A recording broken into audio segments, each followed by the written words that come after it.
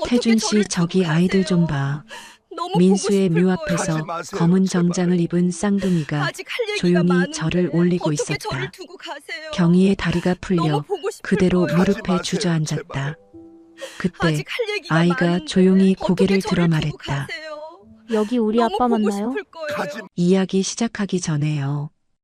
구독과 댓글로 함께 해주세요. 여러분의 작은 응원이 다음 이야기를 이어줘요. 서울 근교 노원구의 오래된 단독주택. 벽돌로 지어진 2층 집은 30년이 넘은 세월의 흔적을 고스란히 간직하고 있었습니다. 마당 한쪽에는 경희가 정성스럽게 가꾼 작은 채소밭이 있었고, 현관 앞에는 낡은 우편함이 세월의 무게를 견디며 서 있었습니다. 한태준과 아내 이경희는 아들을 잃은 지 정확히 10년째 되는 날을 앞두고 있었습니다. 시간은 흘렀지만 상처는 여전히 아물지 않은 채로 남아 있었습니다. 아침 6시 경희는 평소와 다름없이 일어나 부엌으로 향했습니다. 65살의 나이에도 불구하고 여전히 부지런한 모습이었습니다. 가스레인지에 불을 켜고 밥을 짓기 시작했습니다. 우리 민수 벌써 열해네. 경희가 거실로 가서 아들의 사진 앞에 밥 한 그릇을 놓으며 중얼거렸습니다. 벽에 걸린 액자 속에는 32살의 밝은 모습으로 웃고 있는 민수의 얼굴이 있었습니다. 대학 졸업 후 회사에 다니며 성실하게 살아가던 아들이었습니다. 결혼 계획도 있었고 미래에 대한 꿈도 많았던 아들이었습니다. 민수야, 오늘도 맛있게 드세요. 경희가 사진을 향해 말하며 물 한 컵을 올려놓았습니다. 태주는 안방에서 천천히 몸을 일으켰습니다. 68살의 나이와 오랜 육체 노동으로 온몸이 쑤셨지만 무엇보다 마음이 무거웠습니다. 10년 전 그날 이후로 태준의 삶은 완전히 달라졌습니다. 태준 씨, 일어나셨어요? 경희가 안방을 향해 조용히 불렀습니다. 응. 태준이 짧게 대답하며 세면대로 향했습니다. 거울에 비친 자신의 모습을 보며 태준은 한숨을 쉬었습니다. 머리는 많이 휘어졌고 얼굴에는 깊은 주름이 패여 있었습니다. 10년이라는 시간이 남긴 흔적이었습니다. 아침 드세요. 경희가 식탁에 밥과 반찬을 차려놓으며 말했습니다. 식사는 조용히 진행됐습니다. 예전에는 하루 있었던 일들을 서로 나누며 즐겁게 식사했는데 이제는 수저 소리만 들릴 뿐이었습니다. 태주는 말없이 작업복을 챙겼습니다. 건설 현장에서 일하는 태준에게는 하루도 쉴 수 없는 현실이 기다리고 있었습니다. 평생 성실했던 태준이지만 아들을 잃은 후로는 더욱 말수가 줄어들었습니다. 오늘도 조심히 다녀와요. 경희가 태준의 도시락을 건네며 말했습니다. 응. 태준의 대답은 여전히 짧았습니다. 경희는 남편의 침묵이 더 아팠습니다. 예전에는 유머도 있고 이야기도 많이 하는 사람이었는데 민수를 잃은 후로는 완전히 다른 사람이 되어버렸습니다. 웃는 모습을 본 지도 오래됐고 대화다운 대화를 나눈 것도 언제인지 기억나지 않았습니다. 태준이 출근하고 난 후 경희는 혼자 남은 집에서 설거지를 했습니다. 그리고 민수의 방으로 향했습니다. 10년 전 그대로 보존되어 있는 민수의 방은 경희에게 유일한 위로의 공간이었습니다. 민수야, 엄마가 방 청소해 줄게. 경희가 민수의 방에 들어가며 말했습니다. 책상 위의 물건들, 옷장 속의 옷들, 모든 것이 아들이 마지막으로 정리해 놓은 그대로였습니다. 먼지를 닦고 바닥을 쓸면서 경희는 아들의 흔적들을 하나하나 살펴봤습니다. 책상 서랍에는 민수가 쓰던 일기장이 있었습니다. 경희는 가끔 그 일기를 읽으며 아들의 마음을 이해하려고 노력했습니다. 회사 일에 대한 고민, 연애에 대한 이야기, 부모님에 대한 걱정 등이 적혀 있었습니다. 우리 민수가 얼마나 착했는데. 경희가 일기장을 넘기며 중얼거렸습니다. 점심을 간단히 먹고 난 후 경희는 장을 보러 동네 마트에 갔습니다. 마트에서 만나는 이웃들과의 대화는 경희에게 유일한 사회적 접촉이었습니다. 경희 씨, 어떻게 지내세요? 옆집 아주머니인 박술래가 말을 걸었습니다. 그냥저냥 지내죠. 술래 씨는 어떠세요? 우리야 뭐. 그런데 요즘 태준 씨는 어떠세요? 요즘 더 조용해지신 것 같던데. 경희는 답하기 어려웠습니다.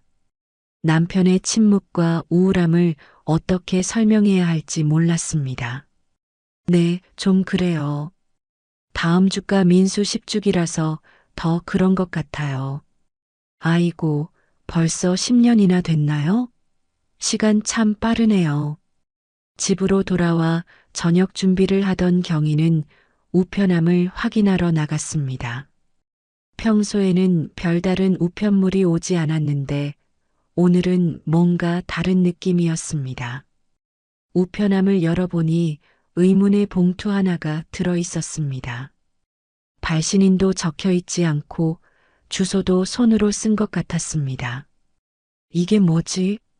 경희가 봉투를 들여다보며 중얼거렸습니다. 저녁에 태준이 퇴근했습니다. 요즘 현장 일이 줄어서 평소보다 일찍 들어왔습니다. 일찍 오셨네요. 경희가 반갑게 맞이했습니다. 응. 태준은 여전히 말이 없었습니다. 저녁 식사 중에 경희가 봉투 이야기를 꺼냈습니다. 태준 씨, 오늘 이상한 우편물이 왔어요. 뭔데? 발신인도 없고 좀 이상해요. 하지만 그날 밤 평온했던 일상에 예상치 못한 충격이 기다리고 있었습니다. 그날 밤 경희는 잠을 이루지 못했습니다. 의문의 봉투가 계속 신경 쓰였기 때문입니다. 새벽 5시쯤 되어서야 참을 수 없어 거실로 나왔습니다. 뭐가 들어있을까? 경희가 식탁 위에 놓인 봉투를 바라보며 중얼거렸습니다. 태주는 아직 깊게 잠들어 있었습니다. 경희는 조심스럽게 봉투를 집어들었습니다. 평범한 하얀 봉투였지만 무게감이 있었습니다. 뭔가 사진 같은 것이 들어있는 것 같았습니다. 봉투를 뜯는 손이 떨렸습니다. 발신인도 없고 이유도 모르는 우편물이라 불안한 마음이 들었습니다. 봉투 안에는 정말로 사진 한 장이 들어 있었습니다. 경희가 사진을 꺼내보는 순간 온몸이 얼어붙었습니다. 사진에는 아들 민수의 묘지 앞에 서 있는 두 아이가 찍혀 있었습니다. 초등학생 정도로 보이는 남자아이 둘이 검은 정장을 입고 무덤 앞에서 절을 하고 있는 모습이었습니다. 이게 뭐지? 경희의 목소리가 떨렸습니다. 사진을 자세히 보니 두 아이는 놀라울 정도로 닮아 있었습니다. 쌍둥이인 것 같았습니다. 그런데 더 놀라운 것은 아이들의 뒤편에 서 있는 여성의 모습이었습니다. 검은 옷을 입고 얼굴을 가리고 있어서 누구인지 알 수 없었지만 분명히 아이들과 함께 온 사람이었습니다. 경희는 사진을 뒤집어 봤습니다. 거기에는 짧은 문구가 적혀 있었습니다. 진실은 묘지에서 시작됩니다. 경희의 손이 심하게 떨리기 시작했습니다. 심장이 빠르게 뛰었고 숨이 가빠졌습니다. 도대체 이게 무슨 의미인지, 왜 모르는 아이들이 민수의 묘 앞에 있는 건지 이해할 수 없었습니다. 태준 씨, 태준 씨. 경희가 급하게 남편을 깨웠습니다. 왜? 무슨 일이야? 태준이 잠에서 깨어 일어났습니다. 이거 봐요. 경희가 떨리는 손으로 사진을 내밀었습니다. 태준이 사진을 받아보는 순간 얼굴이 굳어졌습니다. 이게 뭐야? 누가 보낸 거야? 모르겠어요. 발신인도 없고. 그런데 이 아이들 누구예요? 왜 우리 민수 묘 앞에? 경희의 목소리가 점점 작아졌습니다. 태주는 사진을 뒤집어 보더니 적힌 문구를 읽었습니다. 진실은 묘지에서 시작됩니다라고 적혀 있네. 진실이요? 무슨 진실을 말하는 거죠? 태준도 당황스러워했습니다. 10년 동안 아들의 죽음을 받아들이고 살아왔는데 갑자기 이런 의문의 사진이 나타나다니 이해할 수 없었습니다. 혹시 민수가 우리한테 말하지 않은 일이 있었을까? 경희가 조심스럽게 물었습니다. 뭔 소리야? 우리 아들이 우리한테 숨길 게 뭐가 있어? 하지만 태준의 목소리에도 확신이 없었습니다. 사진 속 아이들이 너무나 자연스럽게 민수의 묘 앞에서 절하고 있는 모습이 단순한 우연으로 보이지 않았습니다. 이 아이들이 우리 민수를 알고 있는 건가? 경희가 사진을 다시 들여다보며 말했습니다. 두 아이의 얼굴을 자세히 보니 어딘지 낯익은 느낌이 들었습니다. 특히 한 아이의 눈매가 민수를 닮은 것 같기도 했습니다. 설마. 경희가 말을 잇지 못했습니다. 뭐가 설마야? 아니에요. 그냥 이상한 생각이 들어서요. 태주는 사진을 계속 들여다봤습니다. 사진이 찍힌 장소는 분명히 선영공원 묘지였고 민수의 무덤이 맞았습니다. 그런데 왜 모르는 아이들이 거기서 절을 하고 있는 건지 이해할 수 없었습니다. 이 사진은 언제 찍힌 걸까? 태준이 중얼거렸습니다. 사진의 화질이나 색감으로 봐서는 최근에 찍힌 것 같았습니다. 아이들의 옷차림도 깔끔했고 날씨도 좋아 보였습니다. 우리가 모르는 사이에 누군가 민수묘에 다녀간 거네요. 경희가 안타까운 목소리로 말했습니다. 태주는 이를 악물었습니다. 오늘 당장 가보자. 지금요? 응. 이 사진이 뭔지 알아봐야겠어. 경희도 고개를 끄덕였습니다. 궁금증과 불안함이 계속 커지고 있었습니다. 그런데 혹시 이 사진을 보낸 사람이 우리를 속이려는 건 아닐까요? 경희가 걱정스럽게 물었습니다. 무슨 목적으로? 잘 모르겠지만 왠지 불안해요. 태준도 같은 생각이었습니다. 10년 만에 갑자기 나타난 이 사진이 단순한 우연일 리는 없어 보였습니다. 아침 먹고 바로 가자. 태준이 결심했습니다. 네, 그럽시다. 아침 식사는 평소보다 더욱 조용했습니다.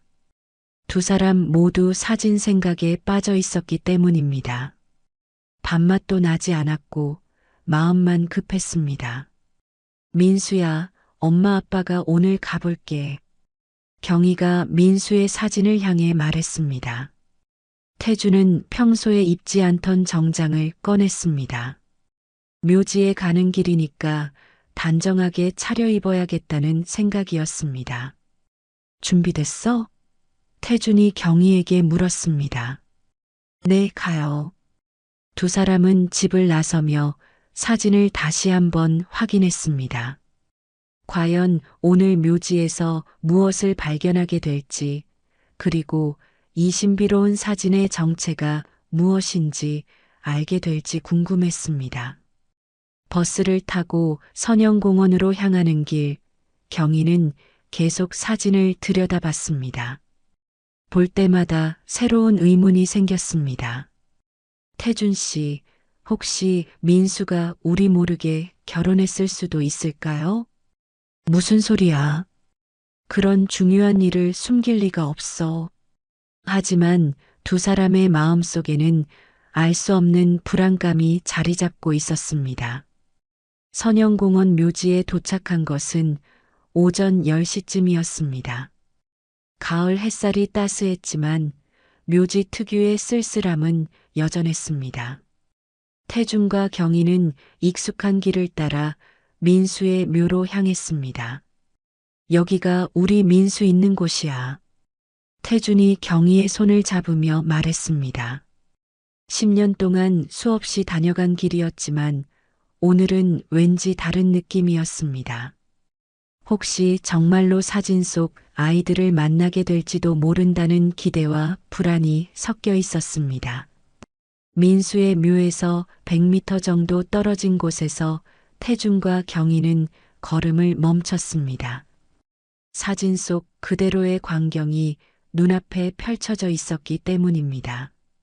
검은 정장을 입은 쌍둥이 남자아이 2명이 민수의 묘 앞에서 깊이 절하고 있었습니다.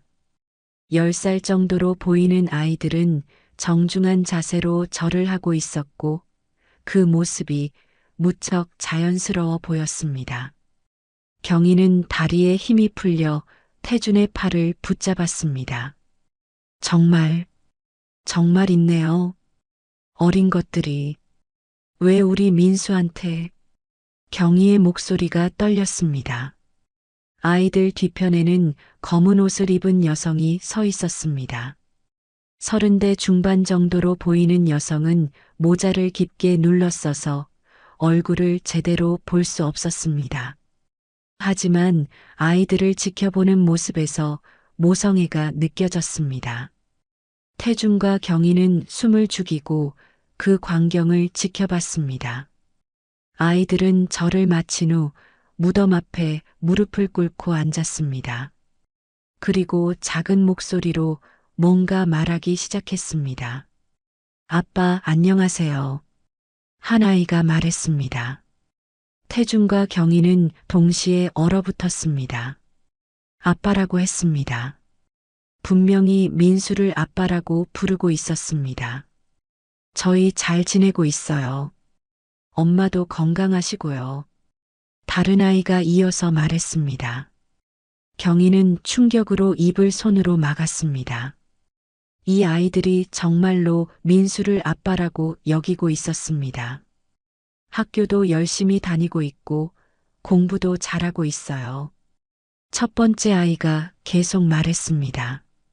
아이들의 목소리에는 진심이 담겨 있었습니다. 단순한 장난이나 거짓말이 아니라 정말로 민수를 그리워하는 마음이 느껴졌습니다. 태준은 조심스럽게 아이들에게 다가갔습니다. 발소리를 들은 아이들이 뒤를 돌아봤습니다.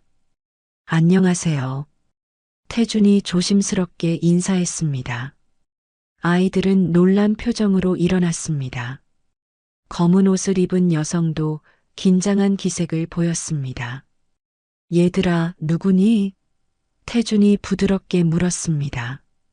아이들은 서로를 바라보며 망설였습니다. 여성이 아이들 앞으로 나서며 말했습니다. 죄송합니다. 저희가 방해가 됐나요? 아니에요. 그런데 태준이 말을 잇지 못했습니다.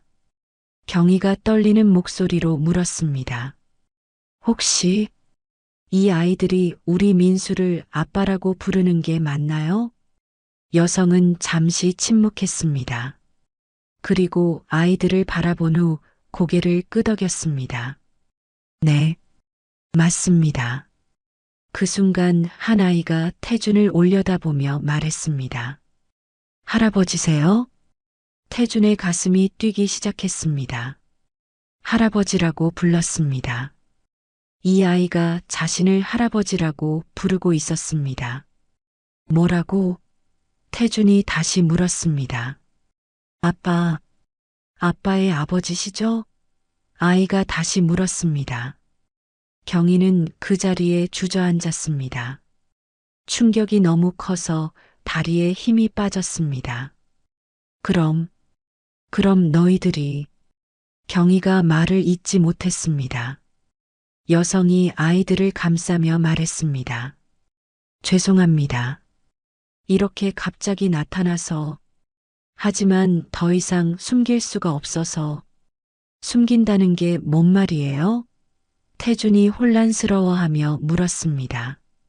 아이들이 민수 씨. 여성이 말을 망설였습니다. 민수의 뭐요? 경희가 간절하게 물었습니다. 아들들입니다. 여성이 마침내 말했습니다. 태준과 경희는 완전히 얼어붙었습니다. 아들들이라고 했습니다. 민수의 아들들이라고 했습니다. 그게 무슨 말이에요? 경희의 목소리가 떨렸습니다. 쌍둥이 중 한 명이 태준에게 다가와서 말했습니다. 할아버지, 저희 아빠 맞죠? 사진에서 봤어요. 아이가 작은 지갑에서 꺼낸 사진을 보여줬습니다. 그 사진에는 민수와 여성, 그리고 갓난아기들이 함께 찍힌 모습이 있었습니다. 경희는 그 사진을 보고 완전히 말을 잃었습니다. 분명히 민수였습니다. 그리고 갓난아기들은 지금 앞에 서 있는 이 아이들이었습니다. 언제 찍은 사진이에요? 태준이 떨리는 목소리로 물었습니다. 아이들이 태어났을 때요. 10년 전에. 여성이 조용히 답했습니다. 10년 전이라고요? 경희가 되묻었습니다. 그때야 모든 것이 명확해졌습니다. 민수가 죽기 직전에 이 아이들이 태어났다는 뜻이었습니다. 그리고 10년 동안 이 가족은 존재조차 몰랐던 것이었습니다. 우리가 할아버지, 할머니였다는 말이에요? 경희가 믿을 수 없다는 표정으로 물었습니다. 아이들이 동시에 고개를 끄덕였습니다. 네, 할아버지, 할머니. 그 순간 태준과 경희의 세상이 완전히 뒤바뀌었습니다. 묘지 앞에서 벌어진 충격적인 만남 후 네 사람은 서로를 바라보며 말을 잇지 못하고 있었습니다. 검은 옷을 입은 여성이 아이들을 감싸며 조심스럽게 입을 열었습니다. 죄송합니다. 이런 날 불쑥 찾아와서. 여성의 목소리에는 미안함과 두려움이 섞여 있었습니다. 경희는 아직도 믿을 수 없다는 표정으로 아이들을 바라봤습니다. 정말 민수가 이 아이들의 아빠라는 거예요? 네. 여성이 고개를 깊게 숙였습니다.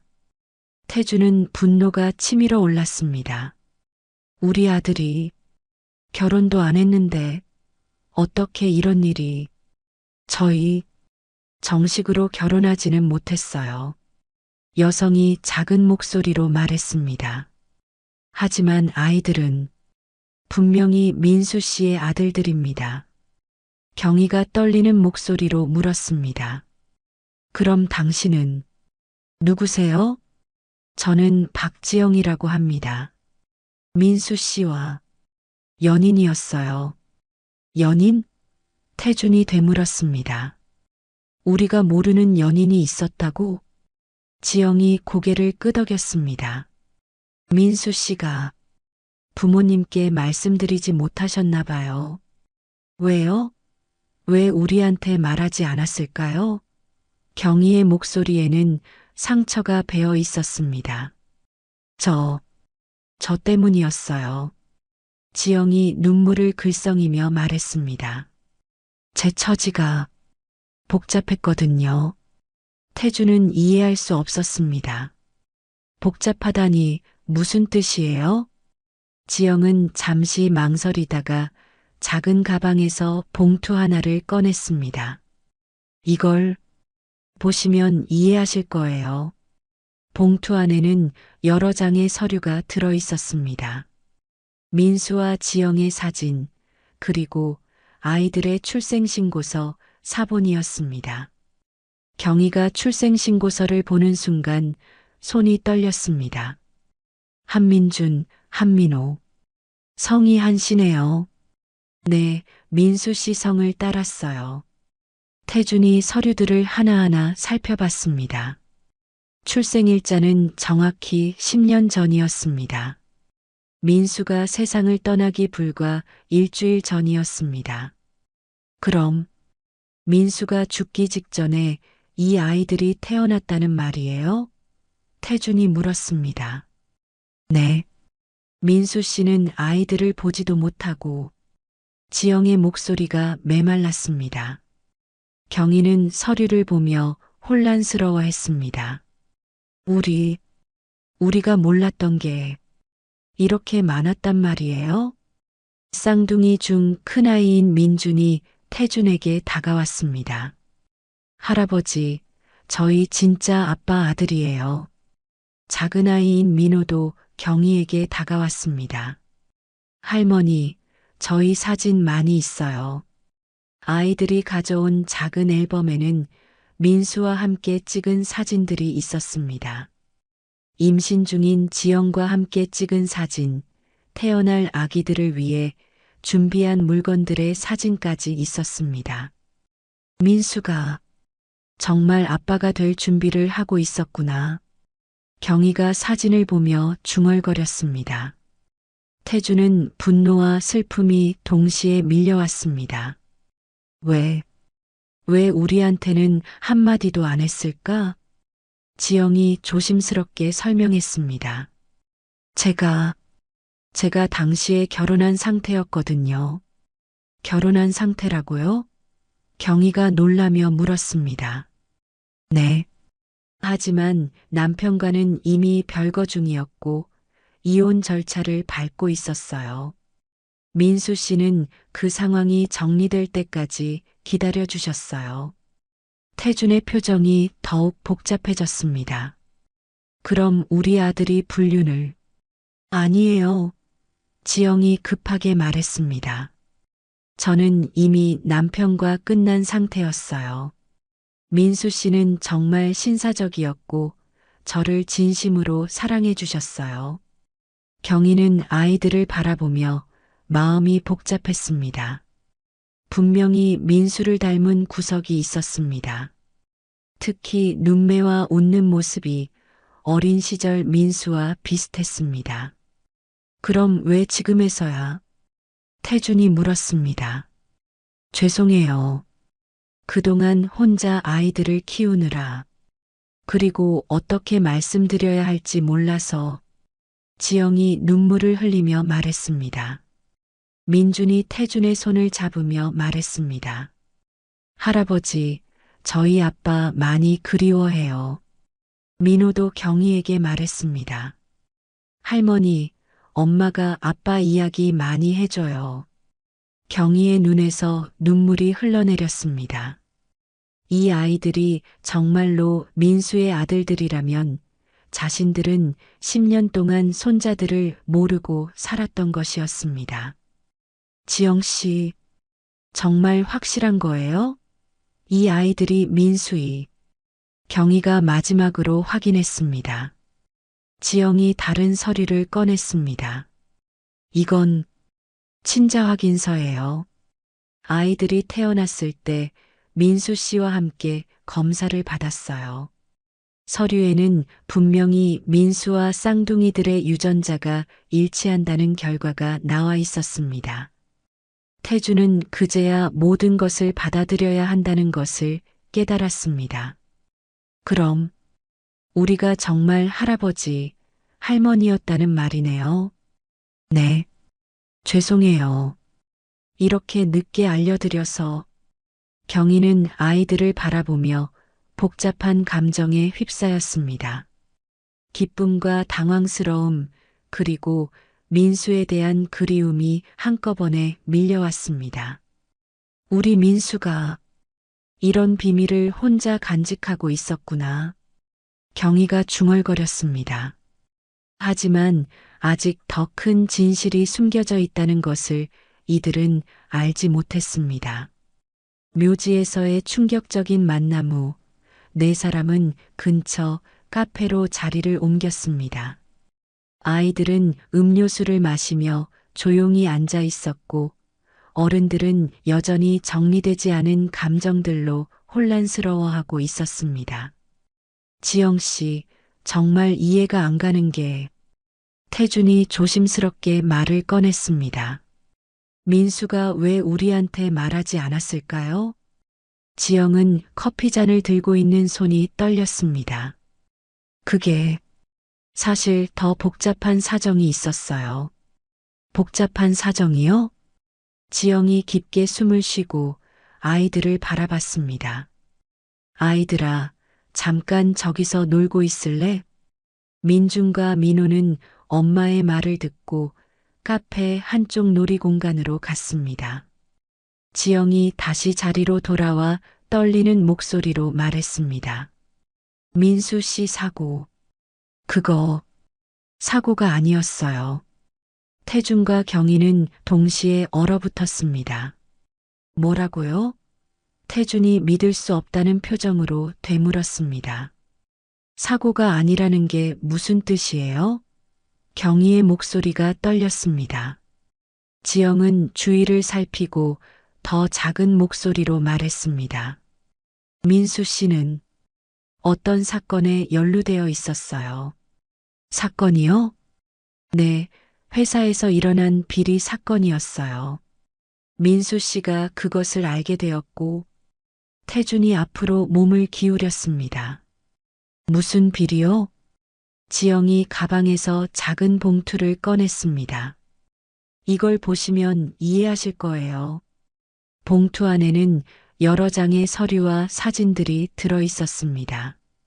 회사 내부 문서들과 누군가를 몰래 찍은 듯한 사진들이었습니다. 민수 씨가 마지막에 저에게 맡긴 거예요. 만약에 자신에게 무슨 일이 생기면 이걸 공개하라고. 경희가 서류를 보며 물었습니다. 이게 뭐예요? 재벌 2세의 비리 증거들이에요.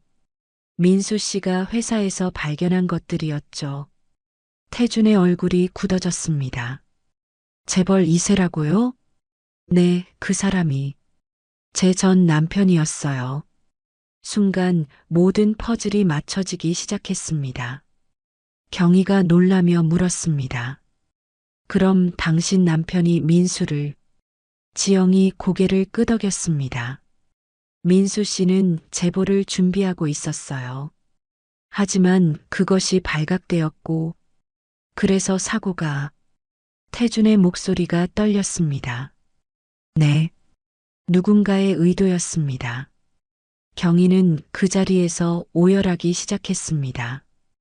우리 아들이 살해당한 거예요? 지영도 눈물을 흘렸습니다. 죄송해요. 제 때문에 민수 씨가... 태준은 주먹을 꽉 쥐고 땅을 내려쳤습니다. 내 아들을 죽인 게 사람이었다는 거냐? 카페 안이 조용해졌습니다. 다른 손님들이 놀라서 쳐다봤지만 태준은 신경 쓰지 않았습니다. 왜 지금까지 말하지 않으셨어요? 경희가 지영을 바라보며 물었습니다. 무서웠어요. 그 사람들이 저와 아이들까지 해칠까봐. 지영의 목소리가 작아졌습니다. 그럼 지금까지 혼자... 네, 아이들을 데리고 이곳저곳 숨어 다니며 살았어요. 태준이 서류들을 다시 보며 물었습니다. 이 증거들이 확실한 건가요? 네, 민수 씨가 몇 달 동안 수집한 것들이에요. 회계 조작, 정치인 로비, 불법 정치자금까지. 경희는 민수의 사진을 가슴에 안으며 울었습니다. 우리 아들이 혼자서 얼마나 무서웠을까. 민수 씨는 마지막까지 용감했어요. 지영이 말했습니다. 저와 아이들을 지키려고. 그때 민준과 민호가 돌아왔습니다. 어른들의 심각한 분위기를 눈치채고 조심스럽게 다가왔습니다. 엄마, 왜 울어요? 민준이 지영의 손을 잡았습니다. 아니야, 엄마는 괜찮아. 지영이 눈물을 닦으며 말했습니다. 민호가 경희에게 다가와 물었습니다. 할머니도 우세요? 경희는 민호를 바라보며 마음이 복잡했습니다. 이 아이들이 진짜 민수의 아들들이라면 아버지를 잃고 10년을 살아온 것이었습니다. 할머니는 아빠 생각이 나서 그래. 경희가 민호의 머리를 쓰다듬었습니다. 태준이 결심한 듯 말했습니다. 지영 씨, 이 증거들을 경찰에 제출해야 해요.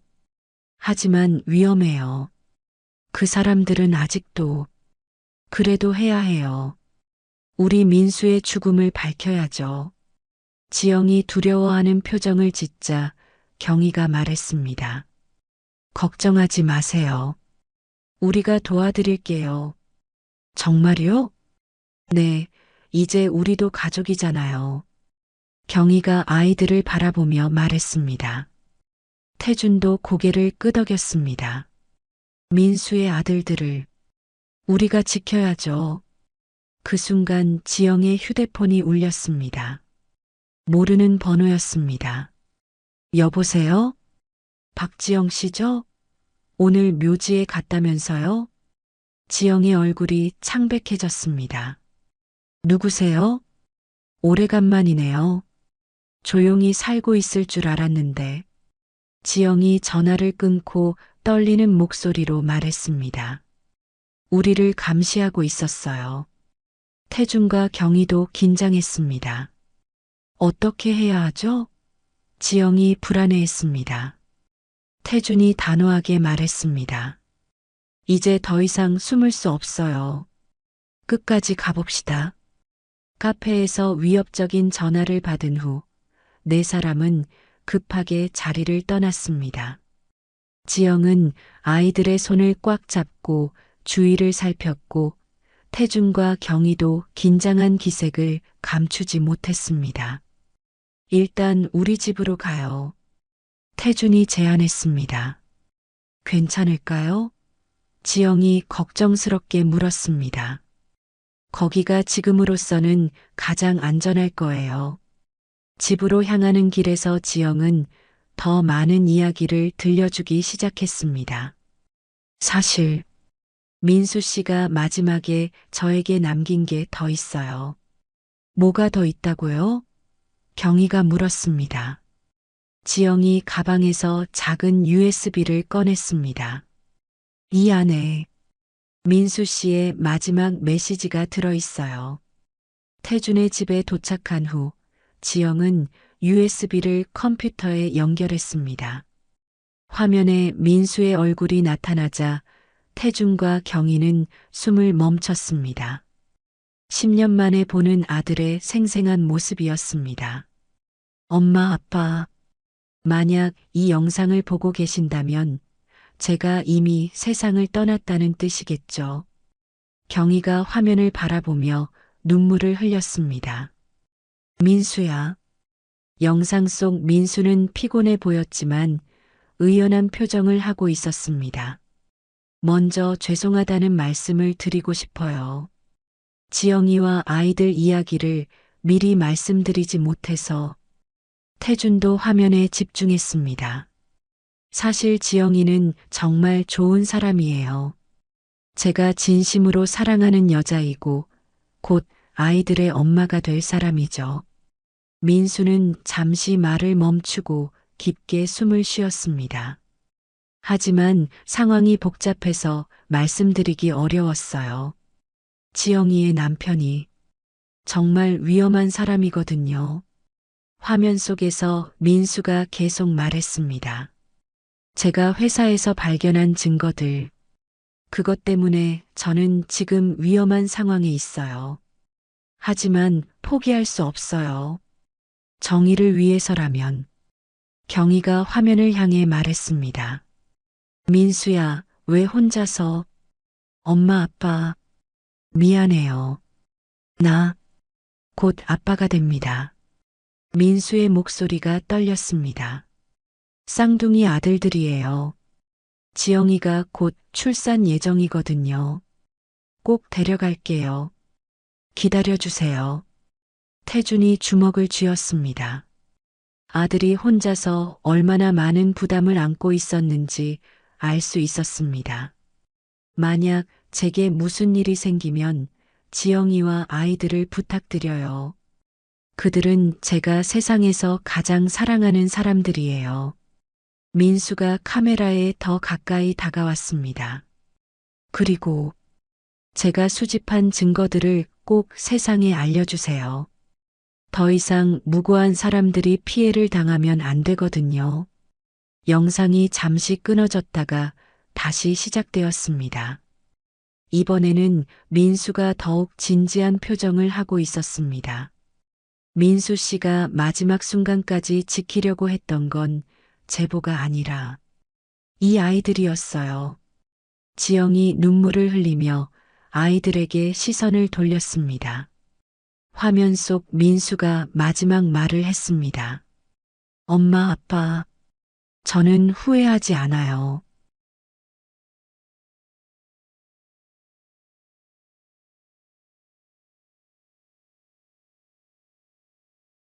아빠는 영웅이에요.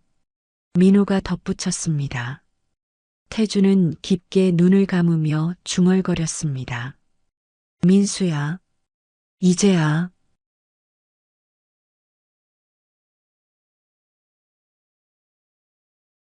경희가 아이들을 바라보며 말했습니다.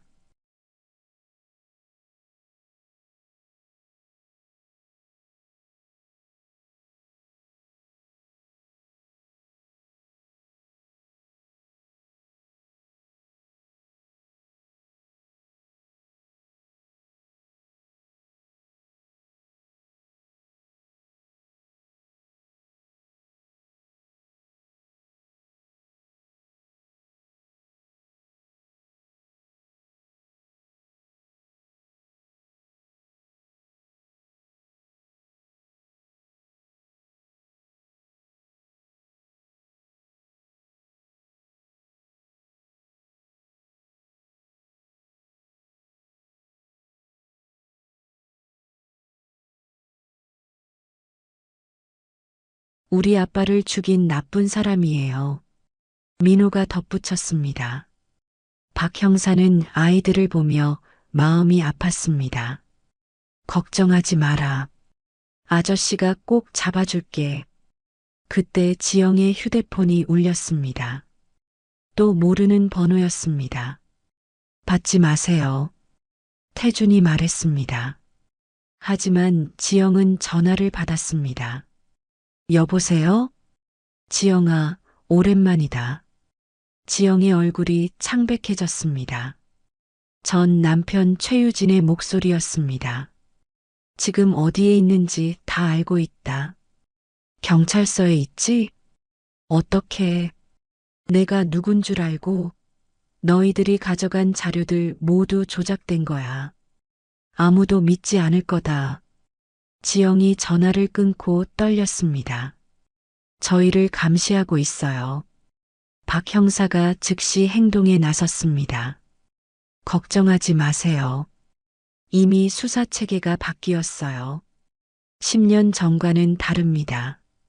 그리고 박 형사는 동료들과 함께 최유진의 체포 작전을 시작했습니다. 이틀 후 최유진은 자신의 사무실에서 체포되었습니다. 하지만 끝까지 부인했습니다. 이 모든 게 조작이야. 한민수가 우리 회사 기밀을 훔치려고 했던 거라고. 하지만 민수가 남긴 증거들은 너무나 확실했습니다.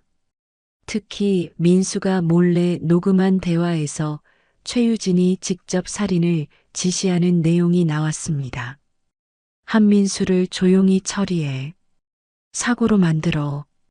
법정에서 이 녹음이 공개되자 최유진은 더 이상 부인할 수 없었습니다.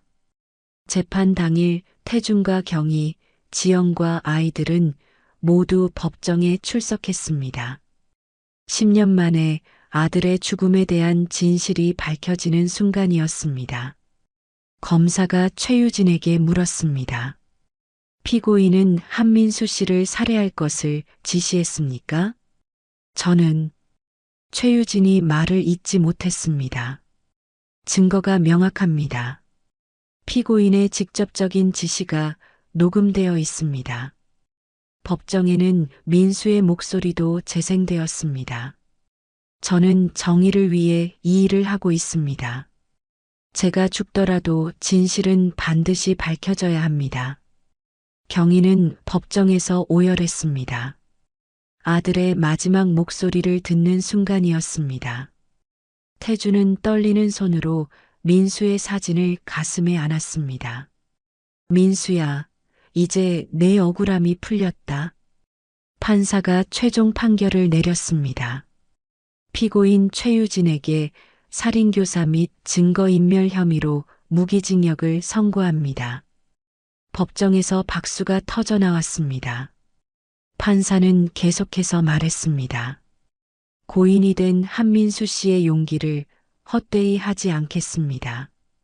정의는 늦었지만 반드시 실현되었습니다. 최유진은 법정에서 끌려나가면서도 끝까지 소리쳤습니다. 이건 조작이야. 나는 무죄다. 하지만 아무도 그의 말을 믿지 않았습니다. 법정을 나오며 지영이 태준과 경희에게 말했습니다. 정말 고마워요. 혼자였다면 절대 할 수 없었을 일이에요. 우리가 가족인데 당연한 거죠. 경희가 지영의 손을 잡으며 말했습니다. 민준과 민호가 할아버지와 할머니에게 달려왔습니다. 할아버지, 할머니, 아빠의 원수를 잡았어요. 민준이 기뻐하며 말했습니다. 이제 아빠도 하늘에서 편히 쉴 수 있겠어요. 민호가 덧붙였습니다. 태주는 아이들을 안으며 말했습니다. 그래, 이제 우리 민수도 마음 놓을 거야. 10년 만에 드디어 정의가 실현되었습니다. 주세요. 민호도 할머니 손을 잡으며 말했습니다. 할머니, 저희도 도와줄 수 있어요. 그 순간 모든 사람의 마음이 하나로 모아졌습니다. 민수의 죽음에 대한 진실을 밝히고 정의를 실현하겠다는 의지였습니다. 그럼 내일 아침에 경찰서에 가요. 태준이 말했습니다. 네, 모든 증거를 가지고 가겠어요. 지영이 답했습니다. 경희가 아이들을 바라보며 말했습니다. 이제부터 우리가 진짜 가족이 되는 거네요. 아이들이 동시에 미소를 지으며 고개를 끄덕였습니다. 하지만 이들은 아직 모르고 있었습니다. 진짜 위험이 바로 눈앞에 다가오고 있다는 사실을 말입니다. 재판이 끝나고 일주일 후 민수의 10주기였습니다. 이번에는 태준과 경희, 지영과 아이들이 함께 묘지를 찾았습니다. 처음으로 진짜 가족이 되어서 찾아가는 제사였습니다. 선영공원에는 가을바람이 살랑거렸고 단풍잎들이 곱게 물들어 있었습니다. 민수의 묘 앞에는 경희가 정성스럽게 준비한 제사 음식들이 차려졌습니다. 민수야, 이제 우리 모두 함께 왔다. 태준이 묘비를 쓰다듬으며 말했습니다. 경희는 눈물을 글썽이며 아이들의 손을 잡았습니다. 민수야, 내 아들들이 이렇게 컸어. 정말 착하고 똑똑하게 자랐어. 민준과 민호는 아버지의 묘 앞에서 깊게 절했습니다. 이번에는 혼자가 아니라 할아버지, 할머니와 함께였습니다. 아빠, 나쁜 사람 잡았어요. 민준이 묘비를 향해 말했습니다. 이제 편히 쉬세요. 민호가 덧붙였습니다. 지영도 무릎을 꿇고 앉아서 민수에게 말했습니다. 민수 씨, 미안해요. 이제서야 아이들을 부모님께 데려왔네요.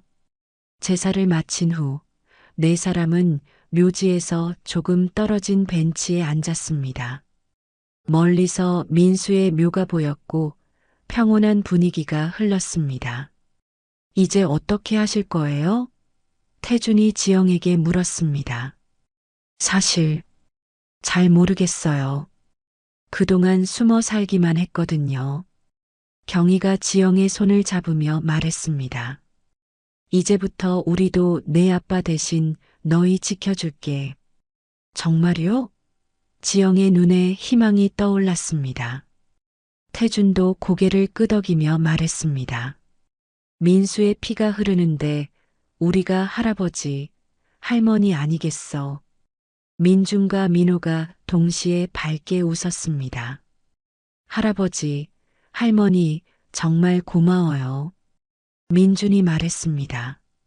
이제 진짜 가족이 된 거예요? 민호가 천진하게 물었습니다. 그럼 당연하지. 경희가 아이들을 끌어안으며 말했습니다. 그날 저녁 모든 사람이 태준의 집으로 돌아왔습니다. 경희는 오랜만에 큰 상을 차렸습니다. 가족이 늘어났으니 음식도 많이 해야겠다는 생각이었습니다. 와, 할머니가 만든 음식이에요. 민호가 신나하며 말했습니다. 정말 맛있어 보여요. 민준도 덧붙였습니다. 지영은 경희의 손을 잡으며 말했습니다. 어머님, 제가 도와드릴게요. 아니야, 오늘은 내가 다 할 거야. 우리 손자들 첫 밥상인데. 식탁에 앉아서 함께 식사를 하는 모습은 정말 평범한 가족 같았습니다. 10년 만에 태준의 집에 웃음소리가 울려 퍼졌습니다. 할아버지, 할아버지는 어떤 일 하세요? 민준이 물었습니다. 할아버지는 건물 짓는 일을 해. 너희들이 살 집도 지을 수 있어. 우와, 정말요? 저희 집도 지어주세요. 민호가 기뻐했습니다. 태준이 웃으며 말했습니다. 그럼 당연하지. 우리 손자들 집은 할아버지가 직접 지어줄게. 경희도 오랜만에 환한 미소를 지었습니다. 할머니는 요리 가르쳐 줄 수 있어. 너희 아빠도 어렸을 때 할머니한테 요리 배웠거든. 정말요? 아빠가 요리할 줄 알았어요? 민준이 놀라며 물었습니다. 그럼 라면 끓이는 건 정말 잘했어. 경희가 민수를 그리워하며 말했습니다. 식사 후 모든 사람이 거실에 모여 앉았습니다. 벽에 걸린 민수의 사진을 바라보며 각자의 마음을 정리하는 시간이었습니다. 지영 씨, 앞으로 계획이 있으세요? 태준이 물었습니다. 아직 구체적으로는.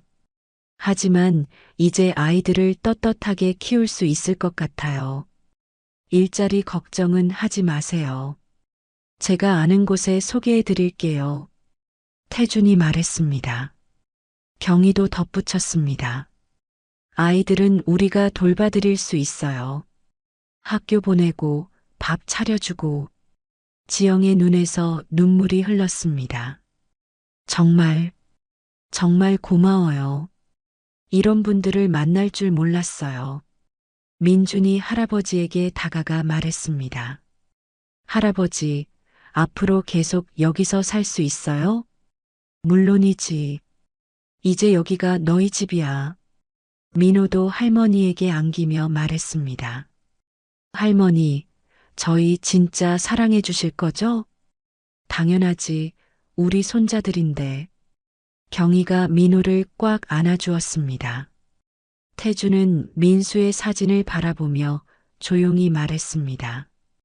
민수야, 이제 걱정 말아라. 내 가족, 우리가 지킬게. 노을빛이 창문을 통해 들어와 거실을 붉게 물들였습니다. 평범하지만 따뜻한 가족의 모습이 그 빛 속에서 더욱 아름다워 보였습니다. 경희가 조용히 중얼거렸습니다. 민수야, 이제 걱정 말아라. 내 가족, 우리가 지킬게. 그날 밤 아이들은 민수의 방에서 잠을 잤습니다. 10년 동안 비어있던 방에 다시 생기가 돌아왔습니다. 태중과 경희는 오랜만에 편안한 마음으로 잠자리에 들었습니다. 여보, 꿈만 같아요. 경희가 말했습니다. 그러게. 우리에게 이런 선물이 있을 줄 몰랐어. 민수가 하늘에서 보내준 선물인가 봐요. 그날 이후 네 사람은 새로운 가족으로 서로의 빈자리를 채우며 살아가기 시작했습니다. 10년간의 슬픔은 새로운 희망으로 바뀌었고 민수의 사랑은 이제 새로운 형태로 계속되고 있었습니다.